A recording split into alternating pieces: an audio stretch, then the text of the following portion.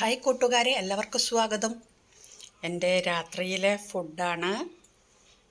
ഒരു table spoon റാഗിപ്പൊടി glass പാലിൽ ലയിപ്പിച്ചു. പിന്നെ ഗ്ലാസ് പാലും വെള്ളവും ചേർത്ത് അടുപ്പത്ത് നിന്ന് തിളച്ചു കൊണ്ടിരിക്കുമ്പോൾ ഒഴിച്ചു.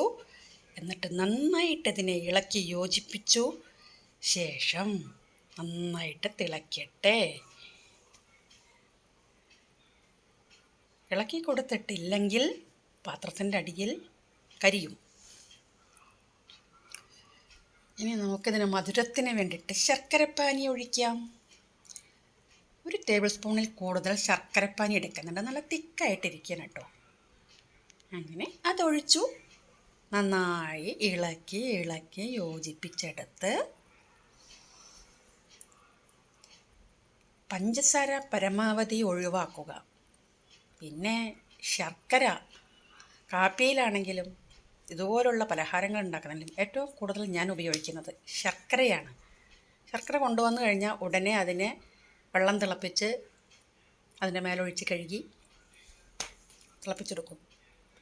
ഇനി ഇതിൻ്റെ മധുരം ഒന്ന് ബാലൻസ് ചെയ്യണ്ടേ, അതിന് വേണ്ടിയിട്ട് ഒരു പിഞ്ച് ഉപ്പ് ഇട്ടിട്ടുണ്ട് കേട്ടോ. പറയാൻ വിട്ടുപോയതാണേ. ഒരു പിഞ്ചുപ്പ് ഇട്ട് നന്നായിട്ട് ഇളക്കി. അപ്പം മധുരവും ഉപ്പും ബാലൻസ് ചെയ്തിട്ടുള്ള നല്ലൊരു ഗ്ലാസ്സിലൊഴിച്ച് കുടിക്കാൻ പരുവത്തിലുള്ള കുറുക്കായി കഴിഞ്ഞു. നന്നായിട്ട് തിളക്കട്ടെ. ശേഷം നമുക്ക് ഓഫ് ചെയ്യാം.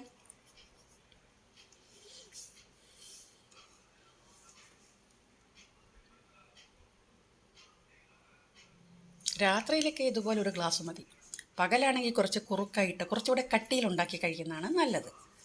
രാത്രി കിടന്നുറങ്ങുമ്പോൾ എന്തിനാ നമുക്ക് ഹെവി ഫുഡ്? അതിനൊന്നും ആവശ്യമില്ല. അത്ര മതി. സുഖമായിരിക്കും അറിയാം. ഇതൊരു ഗ്ലാസ് കുടിച്ച് കിടന്നുറങ്ങിയാൽ ആരോഗ്യത്തിനും നല്ലതാണ്, ദഹനത്തിനും. അപ്പോൾ എല്ലാവരും എങ്ങനെയൊക്കെയുള്ള ലൈറ്റ് ഫുഡുകളൊക്കെ ഉണ്ടാക്കി കഴിച്ച് രാത്രി കിടന്നുറങ്ങുക. രാവിലെ കൂടുതൽ ശക്തിയോട് കൂടി എണീറ്റ് വരിക.